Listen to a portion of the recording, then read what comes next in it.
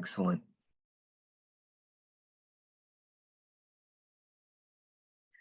Welcome everyone to the North Carolina Council on Developmental Disabilities Self-Advocate Discussion Series. As always, or most of the time at least, I am Chris Hendricks, Policy Education Coordinator for the Council, and I want to thank you all on behalf of the Council for being here. This discussion series is a place for North Carolina's self-advocates to gather and engage with each other to talk about things that affect our lives as people experiencing life with IDD and other disabilities. We want this time together to get to know each other and to get to know the Council, where I and other individuals with IDD are leaders, colleagues, and mostly we are valued for our input because we are who we are. People with disabilities should always be valued like that, and this discussion series will demonstrate why and how. Today's topic is voting. Yes, for the past several months, we have been doing little dipping our toes into the voting world, but today is going to be a deep dive. Why 3 times, you ask? Because time flies when you're having fun, and the presidential election will be here before you know it.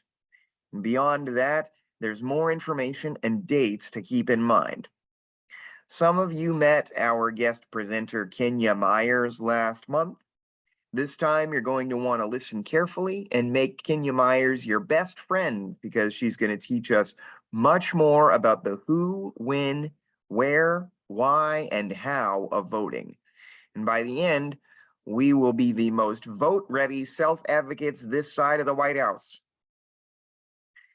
Before we begin, in honor of Philip Woodward and to continue our tradition, here's some political humor to get us started.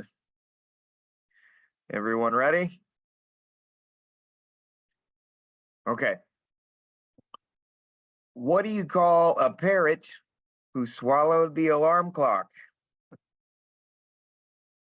This is Philip. A clockatiel?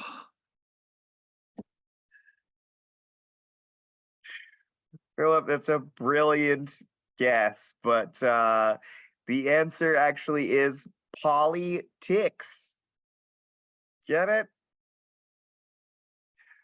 Oh, I should see myself out. Okay, next question. What's the opposite of progress? Any guesses? Any guesses in the chat? Regression. That's a good guess and a great answer. Any other takes? Congress, of course. All in good fun. All in good fun. Okay. So now that we've given an opportunity for Philip to laugh as hard and as loud as he can, it's time to get into today's topic of voting. 2024 represents a huge opportunity for self-advocates locally for our communities and state, and of course, nationally. Did you know that if persons with disabilities voted at the same rate as people without disabilities, there would be 1.75 million more votes? For the record, this information comes from the Disability and Voter Turnout in the 2022 elections supplemental analysis of census voter turnout data. Boy, that's a mouthful. By Lisa Scher, Douglas Cruz, and Mason Amiri. Your votes will help determine party leadership for years of your life. But because voters with disabilities continue to struggle with various aspects of voting, we will talk voting every month through November. And what happens in November? Anyone want to shout it out? Put it in the chat. Voting for the presidential election this year. Oh, sorry. No, don't apologize. That's exactly what we asked for. Oh, okay, because you said put it in the chat. I'm like, oh shoot, was I supposed to type it? No. Okay. This is the self-advocate discussion series. You can discuss things in whatever way you feel comfortable doing so. Thanks, because I've been known to interrupt before, and then people are like, "Why did you do that?" And I'm like, "I thought you were done talking." No worries, no worries. Well, we're certainly grateful to have all of you here today. And speaking of having everyone here, I'm gonna ask my co-facilitator. I'm looking through the list of individuals in the Yeah, Chris, this is chat. Melissa. Let me jump in real quick. Kenya is running a few minutes behind.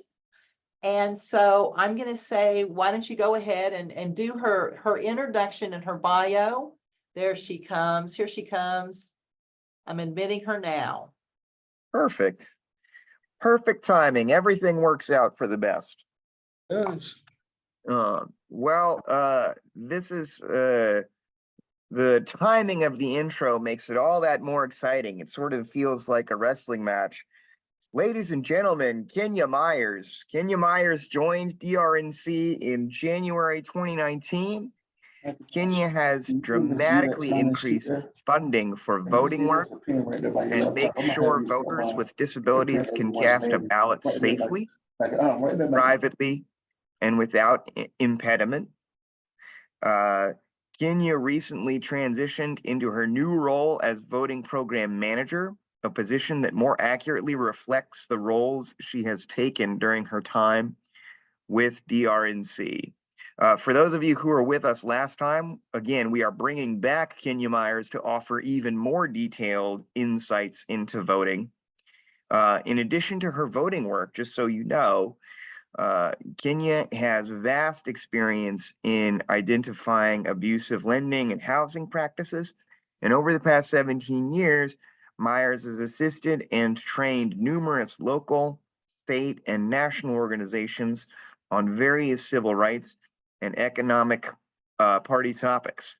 Myers serves as an adjunct instructor at the Patricia Robert Harris National Fair Housing Training Academy and as a faculty at the National Community Reinvestment Coalition Training Academy. So in other words, she's one of the busiest people on earth, but you definitely want to have her as a friend, and we're so happy to have her as a guest presenter today. Let's offer a big self-advocate discussion series welcome for Kenya. Kenya, thank you so much for jumping on and being with us today. Absolutely, Chris. Thank you for having me back. Absolutely, of course. So we'll get right into the meat of what we want to talk about today and the meaning of the vote with the IDD community. So obviously, as a self-advocate, I personally see the value in the vote, but why do you, Kenya, think it's important for our population specifically to vote? So it's important because every American citizen has a right to express their opinion and their values and the things that are important to them through the ballot box. And so regardless of who you are, where you live, how you feel, or what's important to you, you still have that right. And so even folks with IDD, you have that right and you should utilize it. In your time, in the current position that you're in, or just your history and your education and your understanding of the vote, I'm going to throw a little bit of a curveball here. Do you, is there a time when you really noticed the impact of the vote, where, you know, maybe a time when or an example of when the vote was really close, or a time that really resonates with you, where you felt voting especially mattered for you growing up? Well, not just growing up, but I'll just utilize my experience since being here at Disability Rights. and serving the disability community.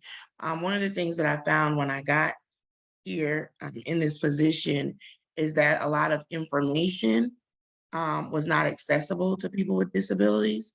And as a result, a lot of people with disabilities didn't vote, wouldn't vote, or couldn't vote because they lacked that knowledge about candidates or process or even where and when to vote. And so one of the things that I've tried to do is to make all of that information more accessible, whether it be online or through the reading service, which broadcasts in 60 counties, making sure that information gets into facilities so that folks who may be isolated, folks that are homebound, we partner with Meals on Wheels to get information to them. And so that's a huge thing for me and for our organization, is ensuring that people with disabilities have access to information and that they have access to all the components of voting. And so to answer your question, knowing that folks didn't have access to information, it's not about whether a vote is close or not, because we are 100% nonpartisan. And so my job is not to push one way or the other who you vote for, but to ensure that you are able to vote independently, privately, and securely. And so knowing that so many folks with disabilities could not do that, that just made it more imperative for me to jump right in and to start removing those barriers. Thank you, Ken. You answered that question beautifully.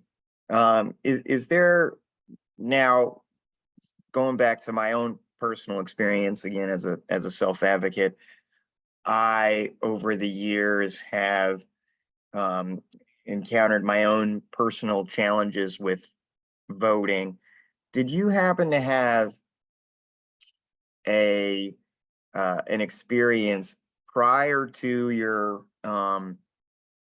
current position, or even during your current position, like a specific story that really impacted you? Because we're so grateful to have you in the position that you're in. But if someone came at you and said, well, lots of groups have challenges with voting, right? People with IDD aren't the only ones that need help. What is it about the community of persons with intellectual and developmental disabilities that really stands out for you? Oftentimes, unfortunately, folks with IDD are discounted or overlooked. Folks don't feel like they should be able to vote because they assume that they can't comprehend or don't understand. And what was explained to me when I first took this position is that, well, what I already knew is that everyone had the right to vote if they're legally able and properly registered. But who they vote for is ultimately, of course, their decision. And none of us have a right to dictate who someone votes for. And so, for an example, if someone with IDD or anyone didn't vote for a traditional candidate and they wanted to write and vote in Mickey Mouse, then we all have a right to vote for Mickey Mouse if that's what we choose to do. And so bad decisions is not something that prevents any of us from voting. And so I've often, unfortunately, every voting cycle, have had to intervene somewhere in the state where someone with a disability, usually it's an intellectual disability or a severe physical disability, and poll workers feel as though they shouldn't be voting, or that if they have an assistant that they're being manipulated or taken advantage of. And we have to intervene to make sure that that person is able to vote And regardless of who they vote for, it's their right to vote. Kenya, thank you for that. It sounds like it sounds like what you're sharing, if I'm interpreting this correctly or understanding correctly, that you are doing all you can to really facilitate true choice and make sure true choice and true decision making is on the table for persons with intellectual and developmental disabilities. Is that correct? Absolutely, absolutely. Chris, That this is, is Melissa, if you don't mind my interrupting. You Go ahead. have a couple of, the last couple of remarks in the chat are directly related to what Kenya is talking about. If we could take this time to identify that Pamela McAfee put in the revupnorthcarolina.org website link in the chat. And Pamela McAfee said, yes, that. I spoke with a person in the school and asked if they were helping their IDD students with voter education. The person looked at me in the eye and said, can they vote? I don't know. So thank you for speaking to that, Kenya, and thank you for your comments, Pamela McAfee. Chris, thank you for letting me interrupt. Please continue. Absolutely. That's just, it's so powerful, and so necessary. And I know that's probably the third time I've said that in our short conversation so far, but worth repeating, words worth repeating. And something else you shared that really stands out for me is that you've had to intervene, or you've heard stories of needing to intervene, the necessity of intervening several times. This is something you come across on a regular basis. Unfortunately, I see it at least once every voting cycle, at least once. So yes. Can I, are you able to, without offering too many details that would be inappropriate, can you offer an example of when you've had to intervene? So we've had a situation where we had folks from a facility, some elderly, some just with varying disabilities, some with intellectual disabilities, where they came on the facility van to vote, and the poll workers tried to intervene to prevent them from voting. But one of the things that we like to do ahead of every voting cycle is to send out a letter to facilities reminding them that folks have a right to vote and that they have a responsibility to help them vote. And so this was a facility who had received my letter, and they were bringing their residents who wanted to vote. And so they knew to call our hotline. And so we directly intervened and informed them, if the folks were registered, which they all were, that they had to present them with the ballot and allow them to vote. And if they needed assistance, then they had a right under the ADA to get assistance from a poll worker or from the folks from the facility, whomever they wanted to help, and that they were to be allowed to cast their ballot if they were properly registered, which they all were.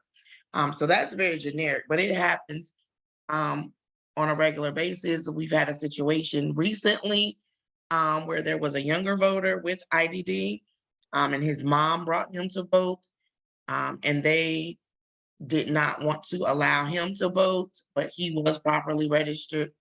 She knew to call us. We immediately intervened and had them verify that he was registered, and we instructed them to give him his ballot and allow him to vote. And again, whatever assistance that he needed under the ADA, he was able to receive it, whether it be from his mom or another poll worker or from whomever. And so those are just two Wow. incidents that come to mind quickly. Two is plenty. There shouldn't be any, but the fact that you come across this every voting cycle is mind-blowing and unfortunate. But it sounds like we're doing all that we can to push back against that. You said something else really important in your share. You mentioned the hotline, excuse me.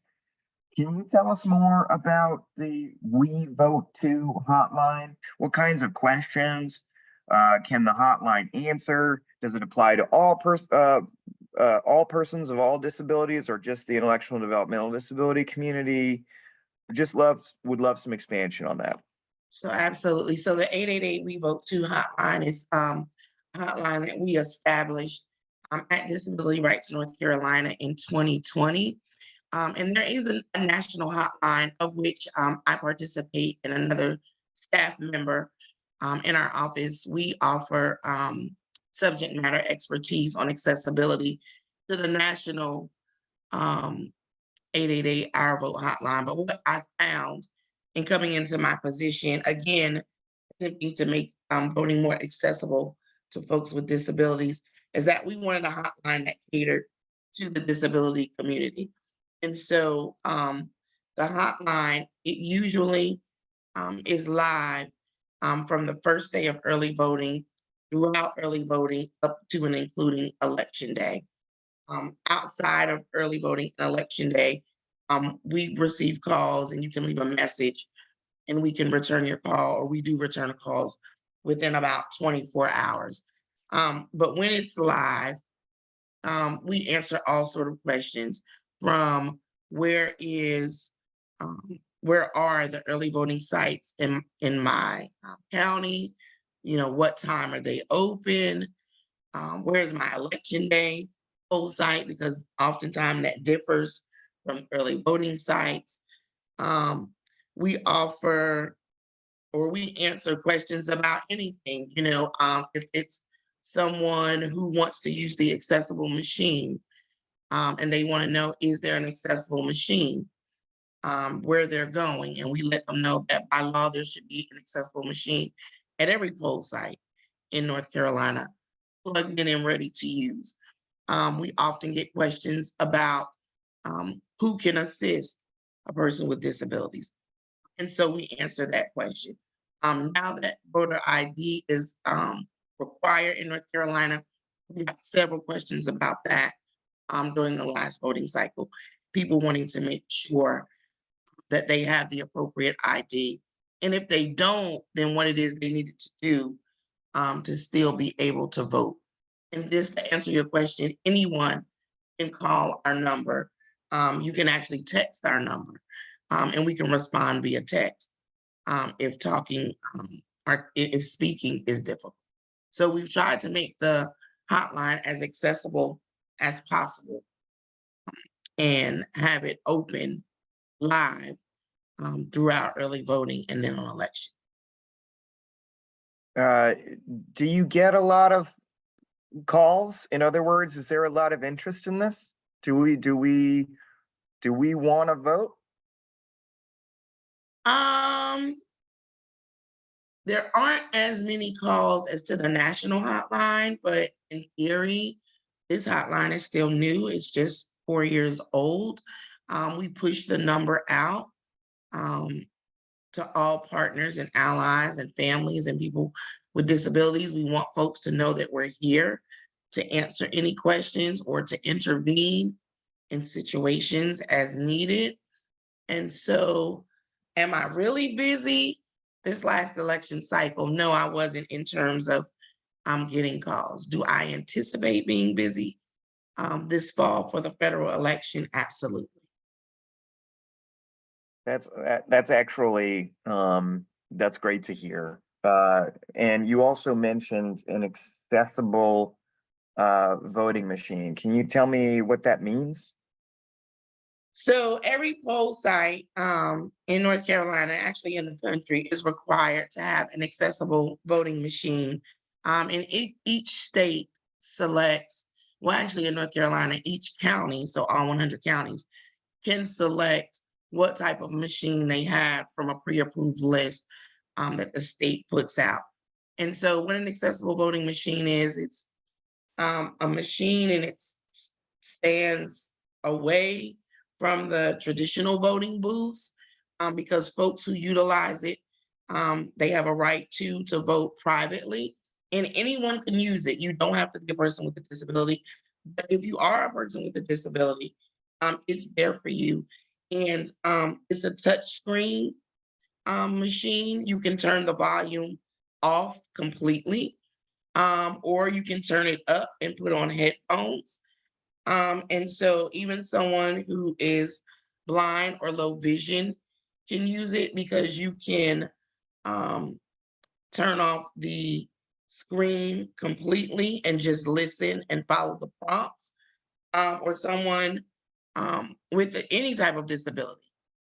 Dexterity issues, it's touch screen. So like a traditional ballot where we're filling in little bubbles, you don't have to do that on the accessible machines. They're touch screen. And again, you're getting prompts. There's a voice talking to you. That's done privately because there are headphones that you can put on so no one else can hear what's going on. And again, it's usually off to the side so that your voting experience is private. So that's a really important answer, because I didn't have a full understanding of that. Selfishly, I really appreciate that. There's some questions in the chat I want to direct us to before I continue. So when I asked about the number of calls earlier, Denise in the chat said, does that mean that people, do you think that means that people are getting what they need and not calling, or that people just don't know to call yet? I'm thinking it's more of the latter, because if you're calling, that means you've been exposed to the number. And so oftentimes it's about 50-50 folks are calling for information. The other 50% is folks are calling to report an issue or a problem. And so I think as our number gets out in the community more, that we'll receive more calls.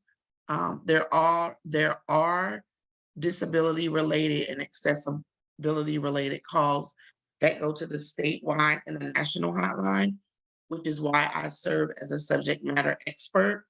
And I get calls on the regular. So there are, unfortunately, a lot of accessibility, disability calls. I just think that our number is not as well known as the state and the national hotline number. That makes, I hear you on that. This is Chris. So, and then another question in the chat from Johnny Thomas says, this is an important question. How do you make sure that poll workers or another individual doesn't take advantage of consumers with IDD to manipulate them to vote a particular way? Example, they are a registered Democrat and they are manipulated to vote Republican. That's unfortunate, and the best way to protect the voter, or for the voter to protect themselves from that, is to already come to the poll site prepared to vote, knowing who they want to vote for, knowing how the process works, so that they can't be manipulated. Again, any person has a right to receive help from whom they want under the ADA if they're a person with a disability. And so you can bring someone trusted with you, and where you don't have to receive assistance from a poll worker. If you bring someone trusted with you, you have that right to do that. So those are the two things I would say: to bring either someone trusted with you, or come prepared, already knowing who you're going to vote for, and comfortable knowing and understanding the process. So that's really important information. And trust is huge in our community. This is Chris. Thank you for helping to facilitate that. Obviously, we are past the primaries, but what other dates do we need to be thinking about moving forward for voting and getting ready to vote in November? You asked me that, and I was running in here from another meeting, so I don't have it in front of me. I apologize. Let me have that. So this is Melissa. If you look Yeah. at, gave us these dates, Kenya, and I've put them in the chat. Absolutely, and then I can expand on them. I would appreciate that. Thank you. All You're right. dropping them now. Sorry. Yeah, they should be coming up to the chat now. Okay, great. I can also help with that because I'm looking at some Yes. dates here. I October see it. 11th. Yes, is the general election registration deadline. So if you're not registered to vote currently, they have until October 11th to do so. And in North Carolina, we have what's called one-stop in-person voting, where you can actually register and vote simultaneously. So if someone misses that October 11th deadline, they can still come to early voting. It's what we call early voting in North Carolina. It begins on October 17th, and they can register and vote simultaneously, beginning October 17th, and that's through November 2nd, which is a Saturday at 3 p.m. And then the next date is October 29th, which is the deadline to request an absentee ballot. That request has to be back at the County Board of Elections. So you can't wait until October 29th to request an absentee ballot. Your request, your signed and completed request needs to be at the county board by October 29th in order then for a ballot to be mailed out.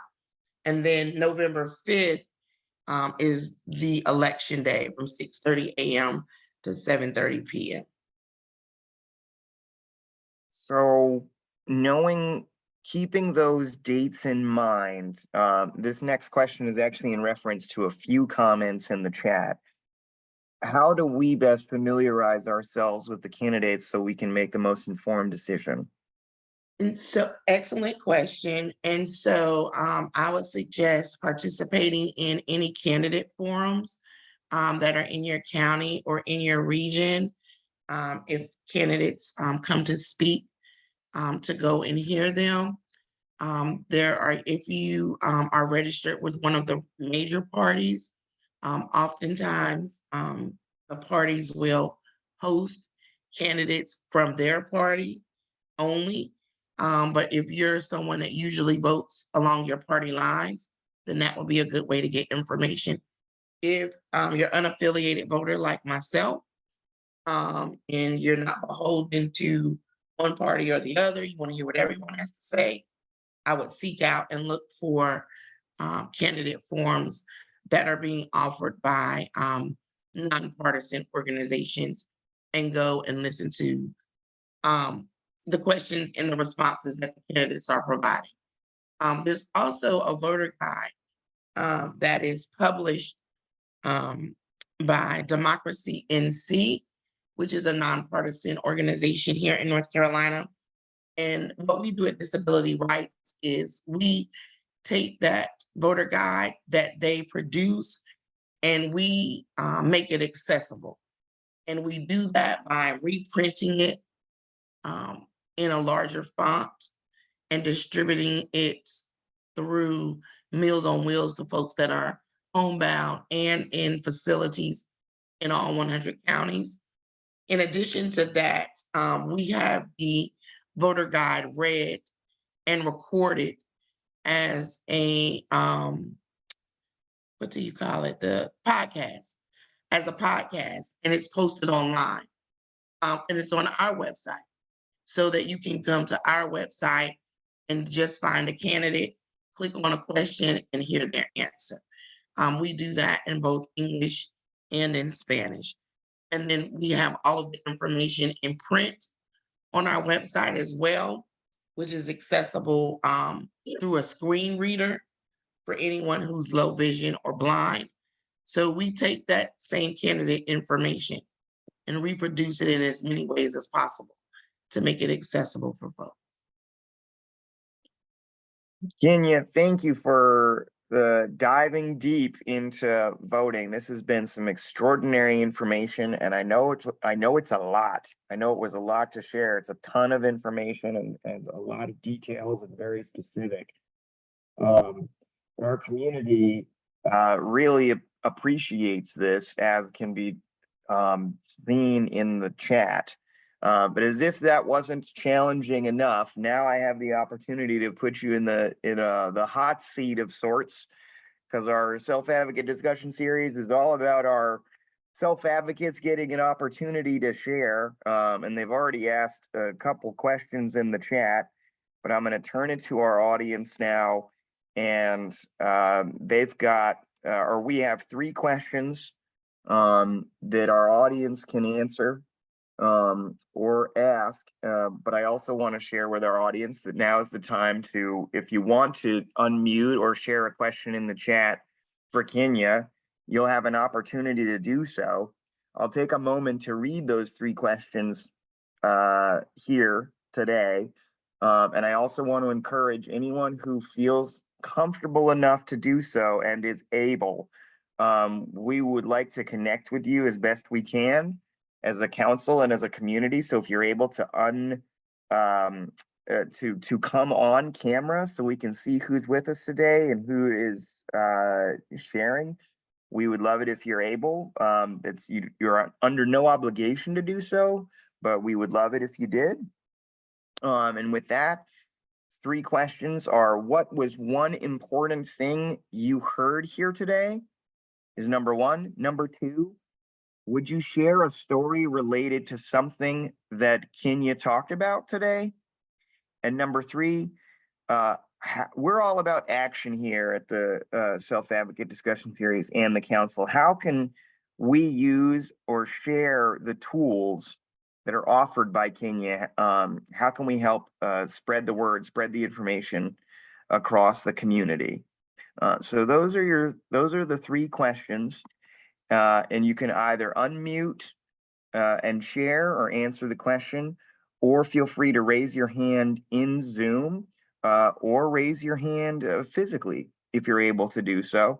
And as you can see, the PowerPoint has been shared and the 3 questions are here on the screen. And as a final reminder, feel free to put your questions in the chat.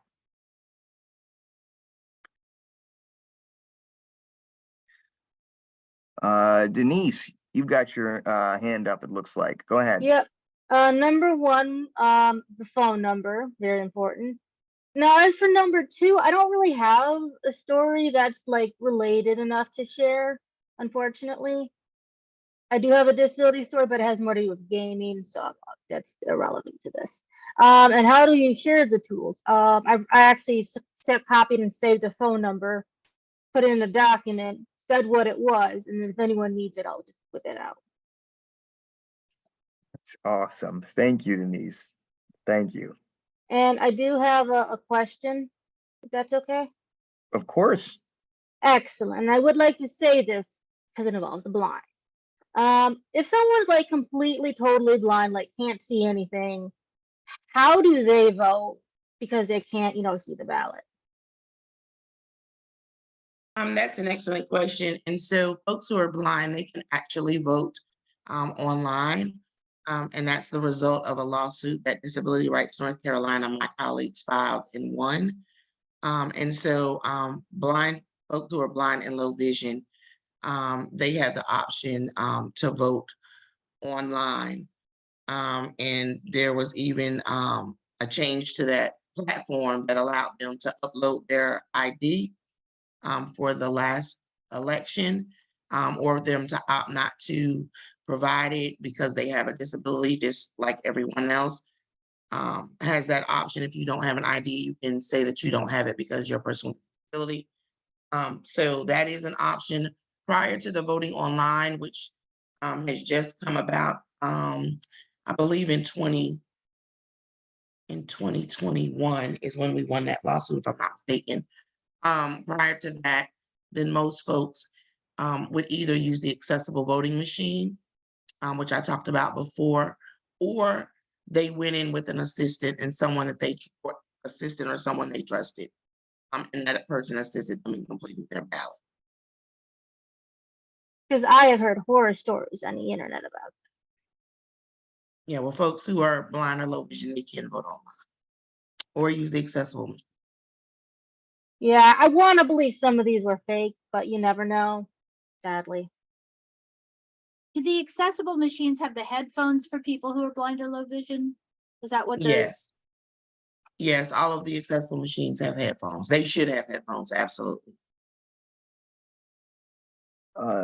Thank you both for sharing and for asking your questions. I also want to just take a moment. There's a lot going on in the chat to my right. And so if you're able and you would like to, feel free to unmute and share some of your comments in the chat, because there's some really, really good information going on in the chat. Sarah Potter, for instance, do you have a share you'd like to share with us?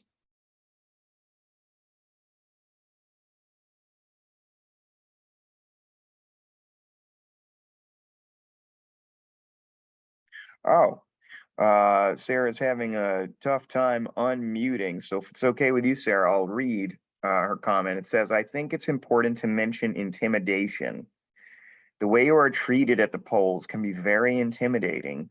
It's important to have someone with you for support, especially if you're voting for the first time or are not comfortable speaking up for yourself. That's something that you spoke to a little earlier, Kenya, right?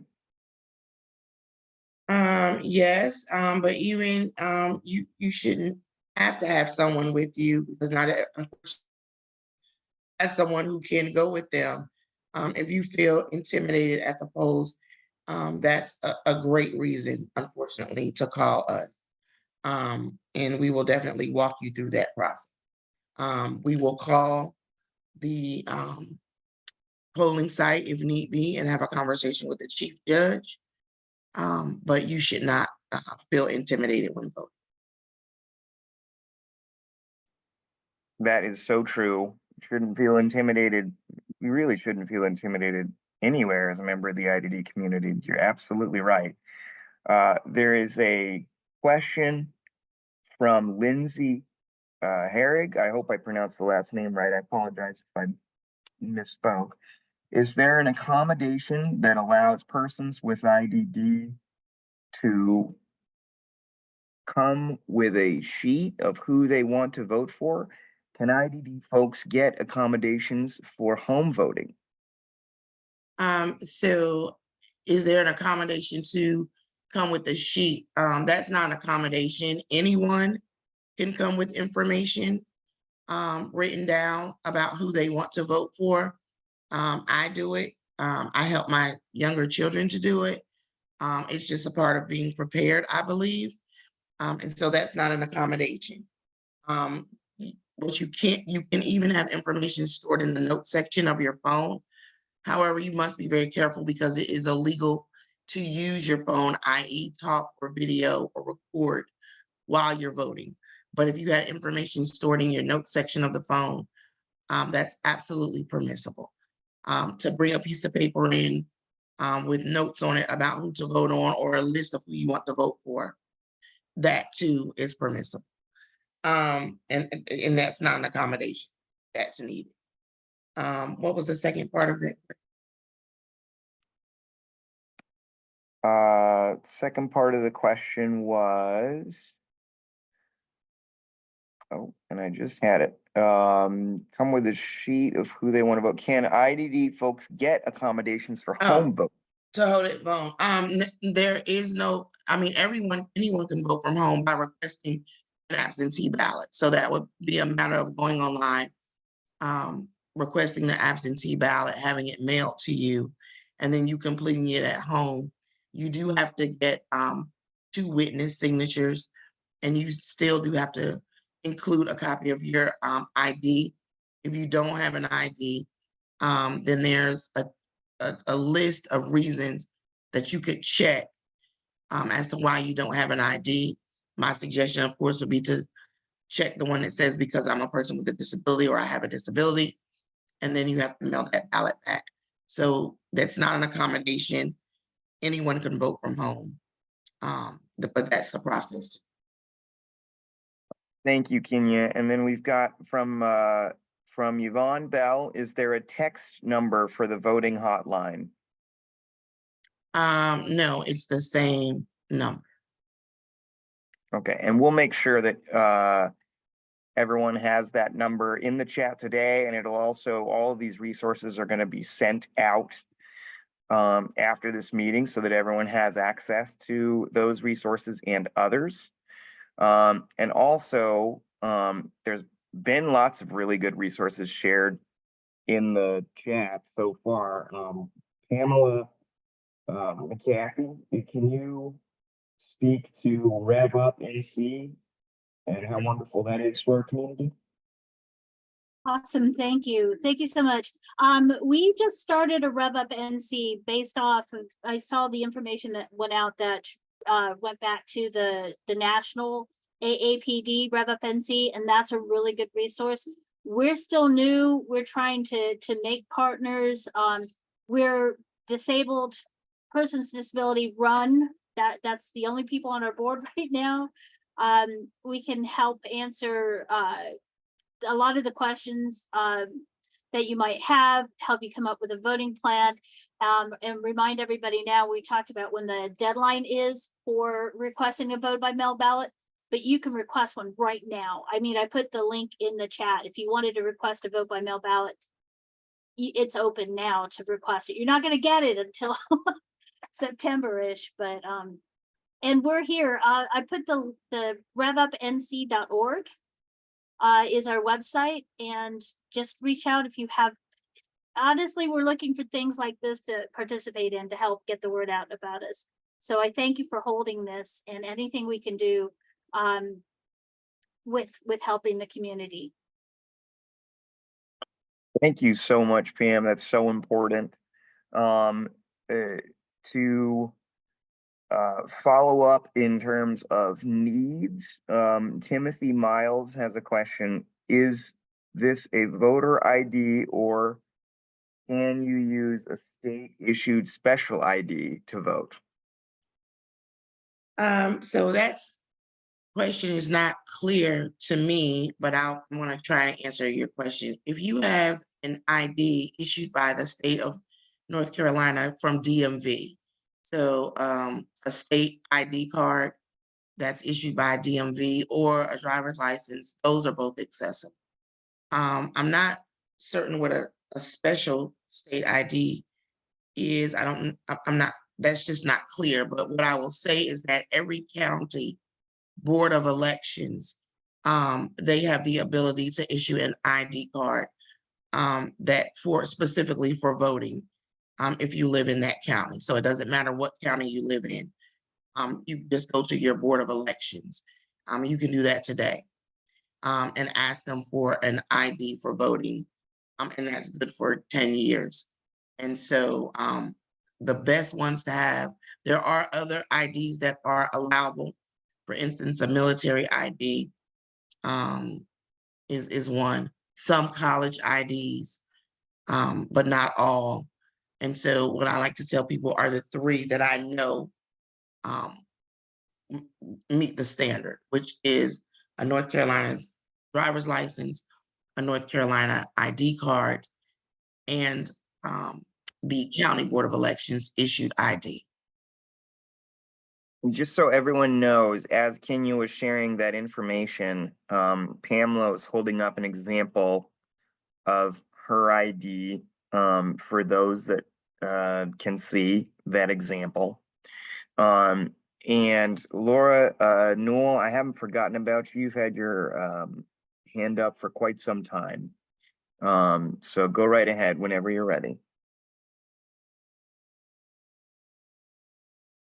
So, I mean, this past election for the primaries was like the first time you had to show an ID, but it's still good to have. Like, I don't drive, but like if you're traveling, like when we took our group on a cruise, everybody had to have an ID. So, you know, it's still good to have whether you can drive or not, just so you can show proof of who you are. I mean, I've told our self-advocate side, I'm like, you know, they want to make sure that you're not voting twice. You're not going to one precinct and telling them, you know, your name, and then the next precinct or your dead grandmother or whatever. So, you know, it's still good to have ID, just, you know, for that, or, you know, when you're traveling, or maybe if you know, have um buy alcohol or something, they'll ask for ID. But you know, but I do know that whenever we took when we've traveled with our group before, they've all had to show ID. So it's good to have, not just for voting, but for other things as well. So, and I like that they had the voter guide. I printed out a list for the primaries of the list of who was running, so people could at least see who to vote for. But I like the idea of the voter guide, so they can see how they vote on different issues and figure out, you know, which person they think would be the better candidate. So I'll have to look that up later on. So before the next election, so I can kind of give them an idea of, you know, who to vote for. I told them that I'm not going to tell them who to vote for. I can just show them who's running, and y'all can figure it out. And, you know, if you need to talk to your staff ahead of time and see if they can help you read over it, then that's fine. But your staff can't go with you and into the voting machine. The people at the polls will actually show you how to do it. So your staff doesn't need to be there. They can drive you there, but they don't have to be there, and because they're not supposed to be telling you what to do anyway. So, you know, we've been talking about it some, and I'll talk about it again when it gets closer to the next election. Thank you for that, Laura. That was really important information as well, and thank you for your experience. We are coming towards the end of our time, but we've got time for a few more questions or statements or stories if anyone would like to share. Does anyone have any more questions for Kenya specifically? Chris, I'd like to address something that I saw in the chat, if I could, please. Yes, of course. There was a comment, or either I heard someone's talking about the high school students. I wanted to just offer a suggestion that any high school student with IDD, the parents should request that voting be added to their IEP. And that would include them getting registered to vote, which vocational rehab does. If you walk into a vocational rehab right now, they should ask you, are you registered to vote? And or do you need assistance in being helped to register to vote? And so if parents or caretakers request and make that a part of their IEP or their transition plan, then those students 16, 17, 18, definitely before they graduate, can be registered to vote. And if they need identification, which we do now need, they can help them to get identification. Also, I want to say that disability rights, we can offer you a ride. If there is Uber where you live, then I have the ability to get you a ride right now to get an ID and to vote, but definitely right now during off season to get an ID. And we're building that out. So if you're in a county that does not have Uber, but you still need an ID, still please contact us because we're building out and bringing in various vendors who cater to folks with disabilities. And so we'll still try to get you there. Thank you for that, Kenya. That's an important thing to share and to point out. Melissa, my colleague, has a her hand up. Thank you. I wanted to make note and specifically mention that Yvonne Bell has put something in the chat and has been responded to by one of the staff, but Yvonne likes to have chats read out loud. So I want to make sure that she understands that we do not typically request cell phone numbers from our guest speakers. However, we make sure that if you do have a question that you want to ask offline, that you can reach our speakers through the staff and the facilitators of the event. And I will be happy to send you an email directly, Yvonne, to make this request to you so that you can have, if you have a particular question, that we can make sure that we can get that to Kenya. So thank you so Okay. much. Thank you. You're welcome. Of course, you're welcome. And everybody's welcome. If there are questions and things that you want to have answered, let's get our Yeah, email. and the chat is going a bit too fast. Is there a way you could read out the chat? So what we will do is we will copy the chat and make sure that we send that out with the end of the session resources. So we do that when we have a lot of chat and a lot of resources and things that are a part of this. We turn it into a Word document and attach it to the resource email that Chris always sends out after each session. Now, Oh, it has a complete chat? yes. Oh, okay. All right. And so in the interest of time, it's just a few minutes before 2. As much as I hate to bring this wonderfully interactive session to an end, I personally want to say thank you to Kenya Myers, and I want to give Chris an opportunity to continue sharing the rest of the resources and things for this session. Thank you very much for that, Melissa. With that said, we'll move on to our resources section. My screen seems to have done a little bit of a disappearing act here. Yeah. Shall we start with the one vote now? That's what's jumping out for me. I'm having computer issues and Zoom is trying to quit. So I am not. I understand, no worries. For those that are able, as you can see on the screen, here are some voting resources.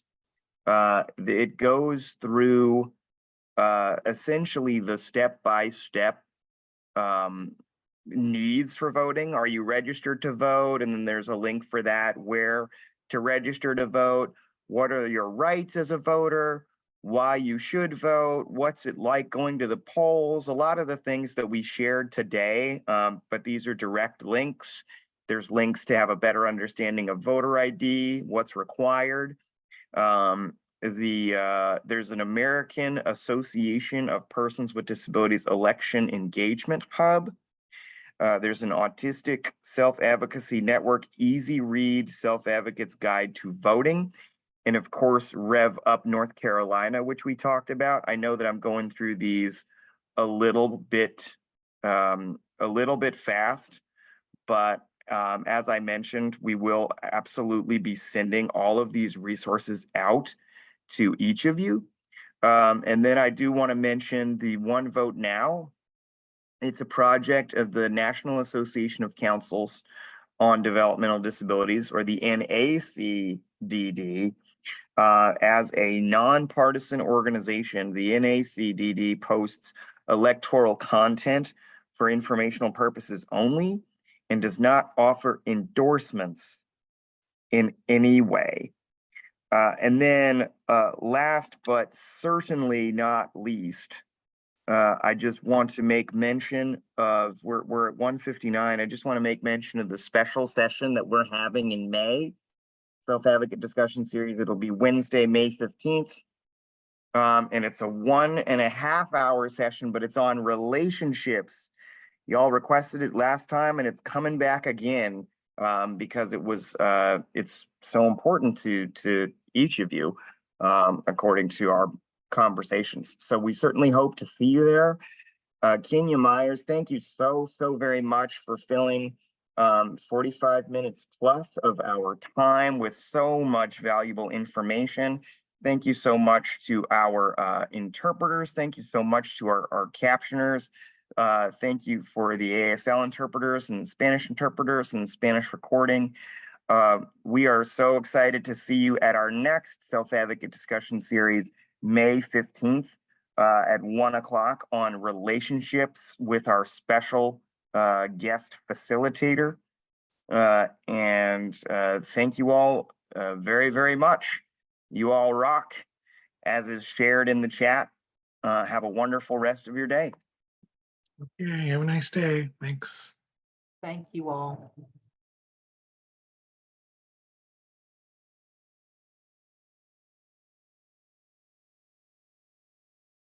Lisa, if you can hear me, I'm going to